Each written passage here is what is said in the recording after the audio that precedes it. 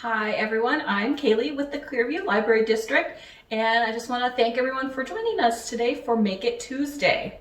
Today we have a really pretty simple craft that you can make with most things you can find around your house, a few things you might have to buy, but we'll go through all that. And we're just going to make a DIY oil lamp candle. So to start with, all you need is some kind of glass jar. So you can use a mason jar, or I'm using this one today. I just got this at the dollar store, just a cute little glass jar that we're going to use.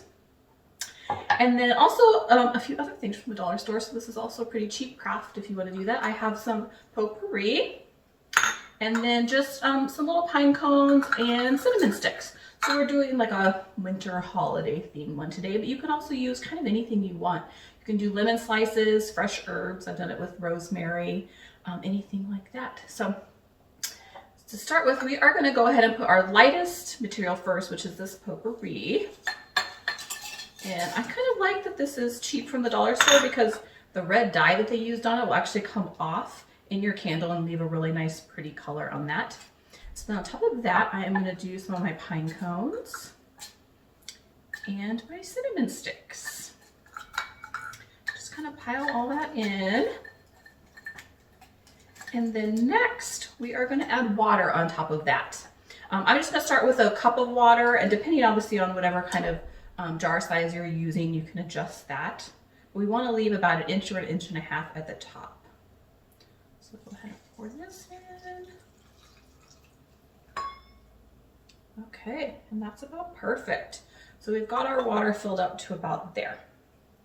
And on top of that, we are going to add our oil, and this is what's going to light our candle for us.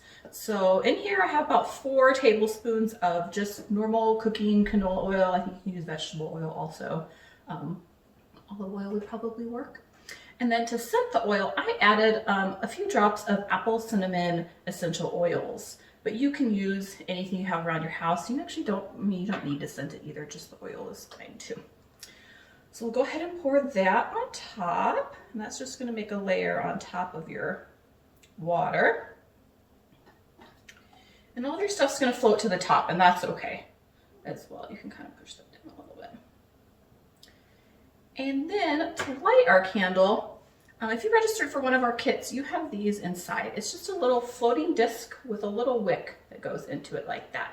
And you can get these. I got these just on Amazon. I just searched for floating wicks and they came up. They're not too expensive. I think you can get like 60 or 70 of them for $3 or $4, so not too bad. And I've also read that you can just use this kind of candle wick in these as well and just glue this part to the bottom of your jar. But I haven't personally tried that, so I don't know how that works. So today we are just going to be using our little floating wick. And you just want to make sure your wick is halfway through, like that. And we're going to gently light it on top in the middle, and you just want to make sure that it's pretty level on there on your candle. And that's it. Now we just light it and we see how it looks.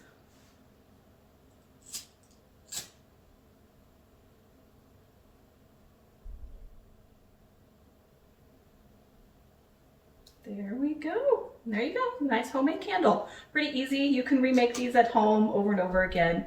These floating wicks are only good for one-time use, but if you use like this kind of candle wick, obviously you could use that over and over again. Depending on what kind of materials you put in it, some of them do mold and get stuff like that after a while. So if you're using fresh like fruit slices or herbs, things like that, you want to only use that maybe 1 or 2 times as well. So there you go. Thank you. Happy making and happy holidays, everyone.